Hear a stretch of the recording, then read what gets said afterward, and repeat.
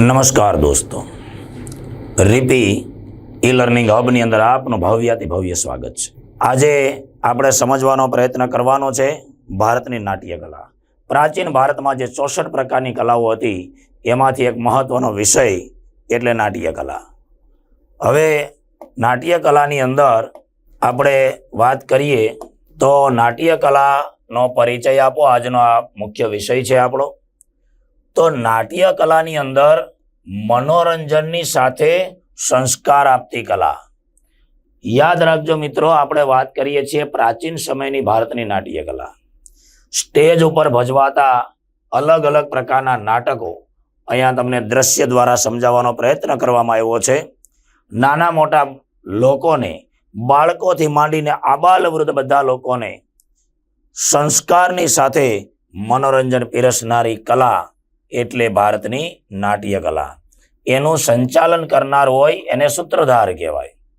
સૂત્રધાર એટલે મુખ્ય પાત્ર, જે આખા નાટકનું સંચાલન કરનાર હોય, હેન્ડલિંગ કરનાર હોય, એને સૂત્રધાર કહેવાય.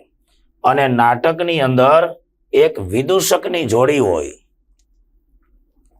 વિદૂષક એટલે તમે એને કોમેડી પાત્ર કહી શકો, રંગલો રંગલી કહી શકો. આવું એક પાત્ર હોય છે, બે પાત્ર હોય છે. એ નાટકની અંદર વચ્ચે વચ્ચે પોતાનું મનોરંજન પૂરું પાડે છે.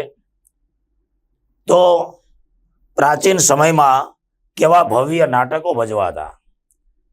મેં જે નાટકો જોયા છે એનો તમારી સાથે શેર કરું દોસ્તો. મહારાણા પ્રતાપનું નાટક, પૃથ્વીરાજ ચૌહાણનું નાટક, માદર તારા વહેતા પાણીનું નાટક. ભારતના ગ્રામ્ય વિસ્તારોની અંદર સૌરાષ્ટ્રના લોકો, જે માત્ર 4-5 ચોપડી ભણેલા હોય એવા લોકો ભવ્યાતિ ભવ્ય નાટકો રજૂ કરતા. અને આ મહારાણા પ્રતાપ જાણે આબે હોબ એવો ગેટઅપ પહેરીને તબલાની થાપીના તાલે થનગનાટથી હેલા આવતા હોય. કેવા સરસ મજાના નાટકો ભજવાતા. નાના મોટા બાળકોથી માંડી બધા લોકોને એમાંથી મનોરંજન મળતું. ઐતિહાસિક ઘટનાઓ વિશે પણ જાણવા મળતું. તો એમાં જે ગ્રંથનું નામ આવે છે ભરત મુનિ રચિત નાટ્ય શાસ્ત્ર. નાટ્ય કલા ક્ષેત્રે અતિશય પ્રચલિત છે. ભરત મુનિએ લખેલો ગ્રંથ એટલે નાટ્ય શાસ્ત્ર. રંગમંચ પર આ નાટકો છે ભજવાતા. અને દ્રશ્ય શ્રાવ્ય માધ્યમ. રંગમંચ એટલે જેને આપણે સ્ટેજ કહીએ છીએ. સ્ટેજ ઉપર ભજવાતા નાટકો. દ્રશ્ય યાને કે જોઈ શકાય, શ્રાવ્ય યાને સાંભળી શકાય. આવા સરસ મજાના નાટકો મનોરંજનની સાથે સાથે લોક શિક્ષણનું કામ પણ થતું આની અંદર. એટલે આ ભારતની નાટ્ય કલા છે. અને એમાં તમામ પ્રકારની કલાઓનો સંયોગ થાય. કારણ કે ડાયલોગ્સ યાદ રાખવા પડે એટલે યાદ શક્તિની જરૂર પડે. અભિનય કરવો પડે. અભિનય એ તો નાટકનો પ્રાણ છે. એટલે માણસની તમામ પ્રકારની આવડત અને તમામ પ્રકારની કુશળતા એનો ઉપયોગ થાય છે નાટ્ય કલાની અંદર.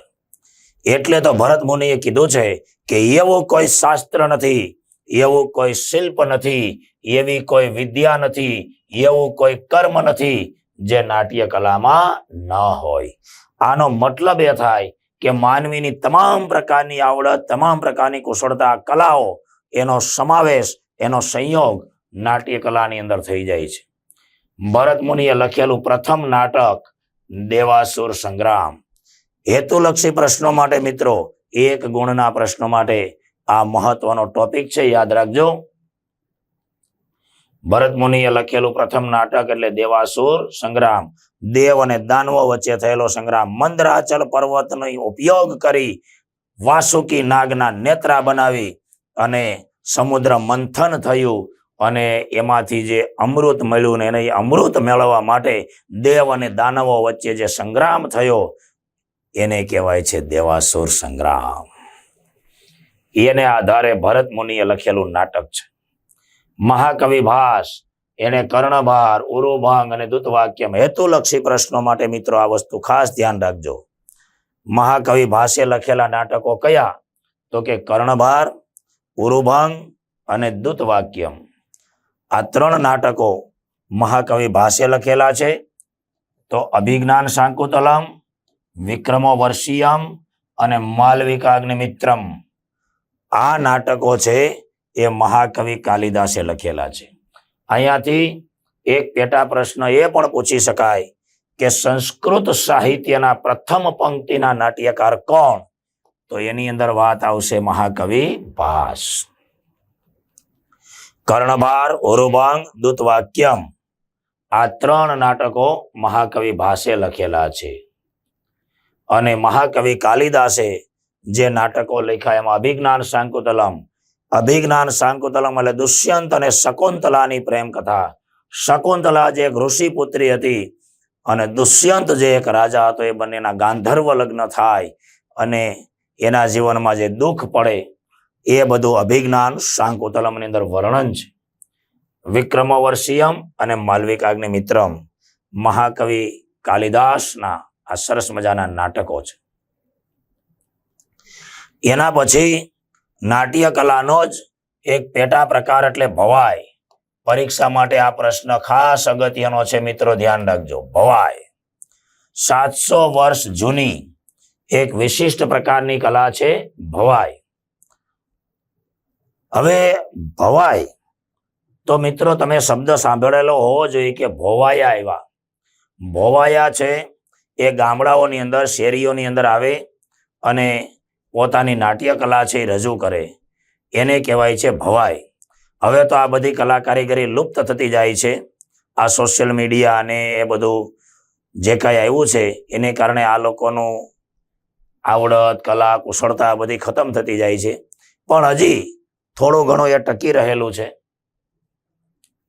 તો ભાવ પ્રધાન નાટકો રજૂ કરતા. ભાવ પ્રધાન એટલે ભવાયા છે આબેહૂબ જે ઘટના બની છે માં ખોડિયારનું જીવન ચરિત્ર નાટક સ્વરૂપે રજૂ કરે, એટલે એમાં એટલી બધી કરુણતા લાવી દે કે ત્યાં બેઠેલા લોકોને રડાવી દે. એ ભાવ પ્રધાન નાટકો કહેવાય. જે ઘટના બની છે ભૂતકાળની અંદર હજારો વર્ષ પહેલા, એને નાટક સ્વરૂપે અત્યારે રજૂ કરવી આબેહૂબ, એ ભાવ પ્રધાન નાટકો કહેવાય. અને એની શરૂઆત કરનાર હતા અસાહિત ઠાકર. આ નામ પરીક્ષા માટે ખાસ ધ્યાન રાખજો દોસ્તો. અસાહિત ઠાકર એણે ભવાઈની શરૂઆત કરી.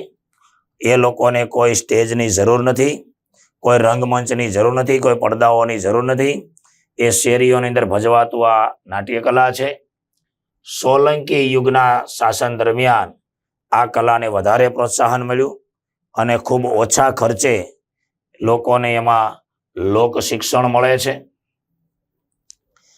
જ્યારે પાટણની અંદર સોલંકી વંશના રાજાઓનું શાસન હતું, એ શાસનકાળ દરમિયાન આ ભવાઈ એને વધારે પ્રોત્સાહન મળ્યું છે.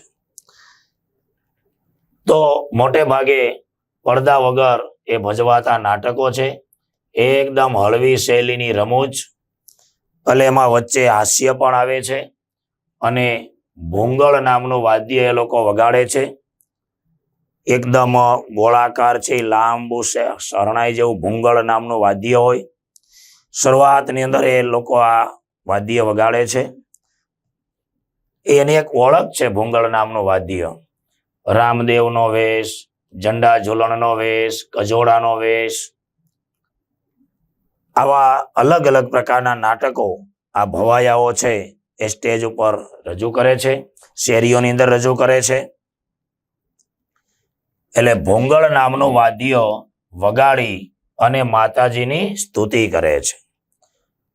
ઘણા બધા સામાજિક જે કુરિવાજો છે એ કુરિવાજો ઉપર પણ એ લોકો નાટકો બનાવે છે, જેથી કરીને સમાજમાંથી એ કુરિવાજો દૂર થાય, વહેમો, અંધશ્રદ્ધાઓ એ સમાજમાંથી દૂર થાય. એ પ્રકારના નાટકો પણ આ ભવાયાઓ દ્વારા રજૂ કરવામાં આવે છે. અને વર્તમાન સમયની વાત કરીએ તો કન્યા કેળવણી, બેટી બચાવો જેવા કાર્યક્રમો ગુજરાત સરકાર ચલાવી રહી છે. એ કાર્યક્રમોની અંદર પણ આ ભવાયાઓનો ઉપયોગ કરવામાં આવે છે. અને રંગલા રંગલીના પાત્રો સાથે ભવાઈના નાટ્ય પ્રયોગો કરવામાં આવે છે, જેથી કરીને બેટી બચાવોનો સંદેશો વધુમાં વધુ લોકો સુધી પહોંચી શકે, કન્યા કેળવણીનો સંદેશો વધુમાં વધુ લોકો સુધી પહોંચી શકે. Thank you. Good bye.